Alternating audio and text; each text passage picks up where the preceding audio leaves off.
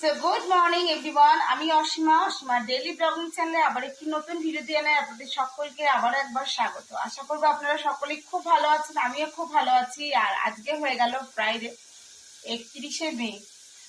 তো আমার ব্লগটা আমি এখন থেকে শুরু করছি। এখন সময় হয়ে গেল 12টা 48। তো অবশ্যই সঙ্গে থাকবেন আর দেখতে পাবেন আজকের ব্লগটা। সকালে যাবতীয় কাজ কর্ম সবকিছু সারা হয়ে যাওয়ার পর আমি এদিকে চলে এসেছি রান্নাঘরে। আজকে আবারও একটি মরা বাড়ি আছে মানে ভাইয়ের। তো সেখানে ও চলে গেছে, গাড়িতে চালাতে পারছে না। ওর আরেকটা পিসির ছেলে এসে ওকে নিয়ে গেল আর কি। তো ব্যথা ভালোই আছে, কালকে রাতের বেলায় পেন রিলিফ দিয়েছিলাম, মেডিসিন তো নেয়নি, তো ব্যথা স্প্রে করে দিয়েছিলাম। তো এখন ধীরে ধীরে গেছে আর কি। তো যাই হোক, তো চলো আজকে ব্লগটা শুরু করি এখন থেকে। আর বাকি সমস্ত আমার সবজি কাটাকাটি করা হয়ে গেছে, কেন বাড়িতে ঘুরিতে 12টা 48 বাজে, আমরা 3জন খাবো, তবুও আর কি রান্নাটা তো কমপ্লিট করতে হবে। তো যাই হোক, আজকে কি কি করছি না করছি তোমাদেরকে একবার দেখিয়ে দেবো অবশ্যই। আর হলো কি, আমার এখানে দেখো সবজি টবজি কাটা হয়ে গেছে। এই যে আজকে করবো খেরো মাছের ঝোল, মানে পটল চিংড়ি করবো। আর করবো ওই যে মাছটা ছিল ওটা বেগুন দিয়ে ঝাল দিয়ে করবো। তো চলো অবশ্যই সঙ্গে দেখো, আজকে ব্লগটা আমি তোমাদের সঙ্গে কন্টিনিউ করবো, অবশ্য দেখতে থেকো। আশা করবো আজকের ব্লগটা ভালো লাগবে। তো আমার পটল চিংড়ি এখানে ফুটছে, দেখতেই পাচ্ছেন। আমি গ্যাসটা এবারে জোর করে দেবো, এই কারণে কি আমি কিন্তু আলুগুলো এমনি পাতলা পাতলা করে কেটেছি, যাতে আরো ভালো করে, যে এক দুটো আলু একটু মোটা রয়ে গেছে, তো জাস্ট ওটা যাতে ভালো করে সেদ্ধটা হয়ে যায়, ব্যাস তার জন্য আমি ঝোলটা একটু জোর করে ফুটিয়ে নেবো। আমার পটল চিংড়ি একেবারে রেডি হয়ে যাবে। আর এবার করব আমি মাছের ঝোলটা, একটু দেবো কাজু বাদাম বাটাটা। তো এটা আমি আগে ওটা নামিয়ে নেবো, তারপর এটা দেবো। আমার খুব খিদে পেয়ে গেছে, তার জন্য আমি এখন খাবো একটু ছাতু আর মুড়ি। দেখুন, ছাতু আর মুড়ি উইদাউট চিনি। আমি এমনি চিনি খাই না, না চায় চিনি খাই না কিছু। আর খেরোটা করবো, ওটাও চিংড়ি মাছ দিয়ে এমনি করবো।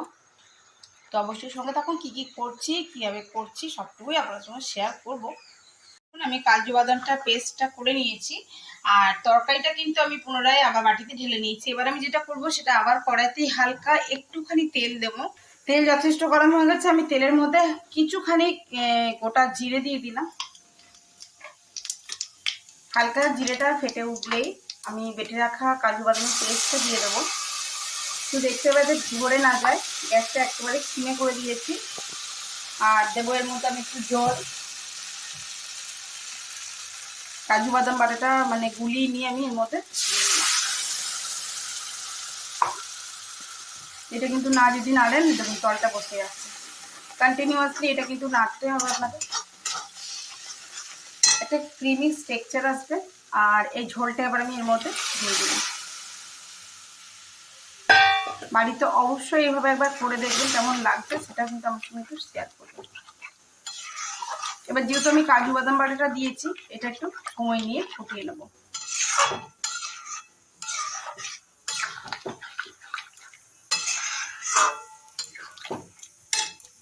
কেমন লাগছে বলবেন। তো চলুন এবার যেটা করব সেটা দেখাই। আমি সিলভার কাপ মাছটা আজকে করব ঝাল দিয়া।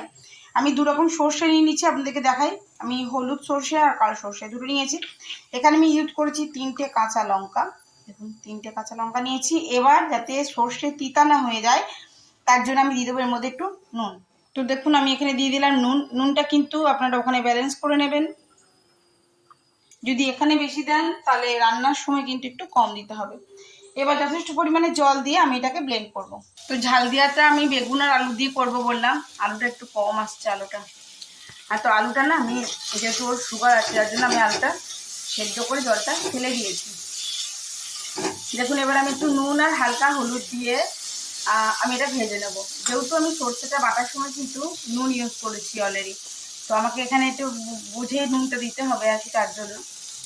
আর বেগুনটা দেবো বললাম, দেখুন বেগুনগুলো আমি লাল লাল করে ভেজে নিচ্ছি। আর এটা আমাদের গাছের বেগুন, কচি কচি। তো এটা আমি এখন ভালো করে একটু ভেজে নেব।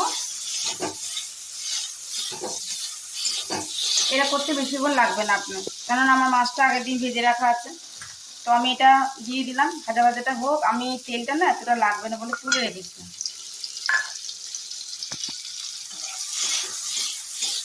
তো দেখুন আমার আলুটা বেশ ভালো করেই লাল লাল করে ভাজা হচ্ছে। এই ভাজাটা হয়ে যাবে, তারপরে আমি দিয়ে দেবো এই বেগুনটি। দেখুন বেগুন অ্যাড করে দিয়েছি আমি। এবারে আমার সর্ষেটাও কিন্তু ওদিকে পেস্ট হয়ে গেছে। তো চলুন পেস্ট করা সর্ষেটাও দিয়ে দেওয়া যায়। বেশি সর্ষে দেবো না, আবার কোলেস্ট্রলটা বেড়ে যাবে। তো এই হলো, এবার আমি এটার মধ্যে দিয়ে দেবো, মিক্সআপ করবো আর কি। তো দেখায় দেখুন আমি দিয়ে দিয়েছি এর মধ্যে একটুখানি হাফ টমেটো কুচি, আর এই ঝোলটা এখন হতে দিয়ে দিলাম। আর আপনাদেরকে বললামই যে আমি কিন্তু সর্ষেটা বাটার সময় নুন অলরেডি দিয়েছি, সো আপনারাও কিন্তু এটা একটু অ্যাডজাস্ট করে দেবেন। হয়ে গেল। এবার এটা ফুটে এসছে, আমি ভেজে রাখা মাছগুলোর মধ্যে দিয়ে দেবো।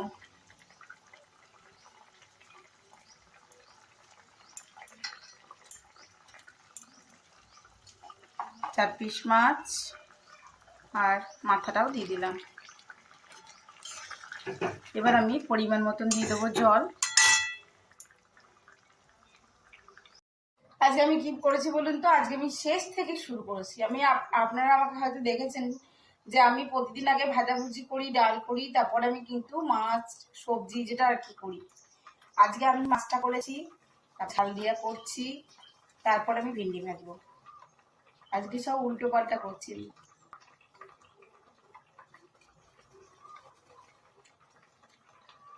আর এই যে বললাম ছাতু মুড়ি, আমি এখন তাই খাচ্ছি ছাতু মুড়ি। ওদিকে রান্না দেখছি, এদিকে ছাতু মুড়ি খাচ্ছি।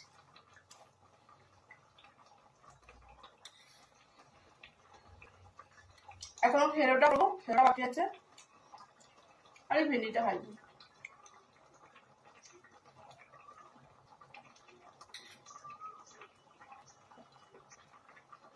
অলরেডি ফুটে গেছে,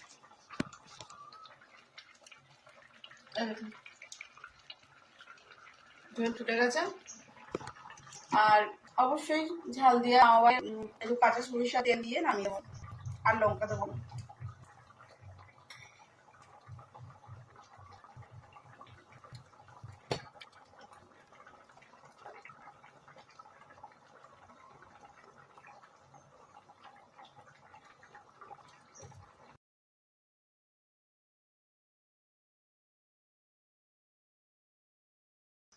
আমি এখানে খেরোটা বসিয়ে দিয়েছি, আর চিংড়ি মাছ দিয়ে খেরোটা করেছি, দেখতে পাচ্ছি। এটা দিয়েছিলাম আমি অর্ধেকটা টমেটো, আর অর্ধেকটা টমেটো আমি সর্ষে দিলাম। হালকা 2-4 দানা চিনি দিয়েছি, আর একটুখানি মানে এটা জগা থেকে একটুখানি জিরে গুঁড়ো দিয়েছিলাম, একটু কাশ্মীরি রেড চিলি পাউডার দিয়েছিলাম, বাস আর কিছু দিইনি, একটু আদা বের করে দিয়েছি। তো আমার এখানে খেরো রেডি হয়ে গেছে, ঝোলটা নামিয়ে। তো মোটামুটি আমার সমস্ত রান্না কমপ্লিট হয়ে গেছে। আর আমি এখন ভেন্ডিটা ভাজতে দিয়ে দিচ্ছি, ভাতে বেশিক্ষণ লাগবে না। দেখো আমি একটু পেঁয়াজ দিয়ে ভেন্ডিটা ভাজবো, যেমন ছোটো ছোটো করে পেঁয়াজ কেটে দিয়েছি, আর ভেন্ডিটা নুন হলুদ দিয়ে দিয়েছি। ওটা সেটা হতে থাক, আর এটা হয়ে গেলেই আমার কমপ্লিট। কী কী করলাম চলো দেখা। তো দেখাই, ঢ্যাঁড়স সেদ্ধ করেছি মিঠির জন্য, আর এটা তো বললাম খেলো চিংড়ি মাছ দিয়ে করেছি। এটা করছি পটল চিংড়ি, পটল আলু চিংড়ি দিয়ে। আর এটা করছি আমি মাছটার ঝাল দিয়া আলু বেগুন দিয়ে। তো এই হলো আজকে দুপুরের লাঞ্চ, তোমার সঙ্গে শেয়ার করে নিলাম। আর ঢ্যাঁড়সটা ভাজা হচ্ছে, তো একটু। গুড ইভিনিং, এখন সময় 4টে বাজতে 10 মিনিট বাকি। বাইরে বেশ হাওয়া দিচ্ছে, বেশ রোদ ঝলমল ঝলমল করছে। আর মিঠি এখানে বসে বসে পড়ছে, প্রজেক্টের কাজ কমপ্লিট। আরো অনেকগুলো পড়লো এতক্ষণ বসে বসে।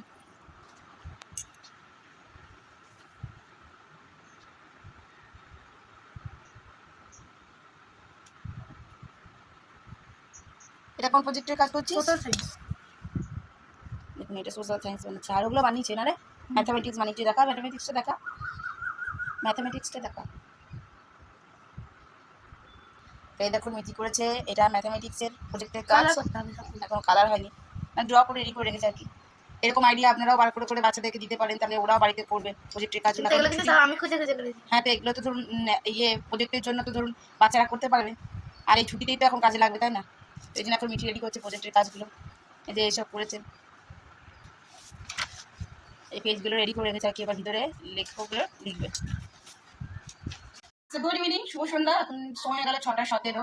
আর আজকে যেহেতু ফ্রাইডে, সো মিঠি চলে গেছে আজকে ক্লাসে, ছেলেগুলো বদলাইছে, তার মধ্যে লাফাদৌড় করছে। যাই হোক আমি চলে এসেছি। সো আমি এখন করবো বিকেলের চা, বসিয়ে দিয়েছি। আর এদিকে বাসনগুলো তুলবো। তো চলুন চাটা আগে খেয়ে নিই, তারপর বাসনগুলো তুলবো। তারপর দেখি, ওকে একটু আবার মাথার এই সাইডে বলছে ব্যথা করছে, দেখা যাক, ওকে একটু ব্যথার জেলটা দিতে হবে। ব্যথা অনেক জায়গাতেই আছে। কালকে রাত তো আমি স্প্রে করে দিয়েছিলাম, এখন আমার বলছে কানের এই পাশটা এইভাবে পড়েছিল, তো এই পাশটা বলছি ব্যথা করছে।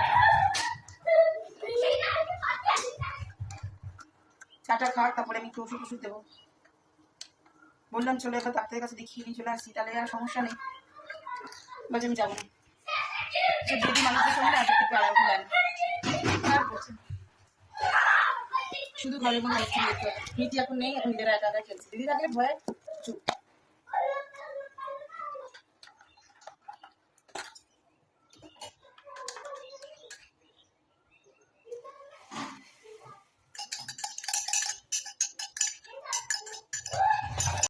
হয়ে গেছে রেডি, দিয়ে আসি। তো গুড ইভিনিং এভরিওয়ান, এখন সন্ধ্যে 7টা।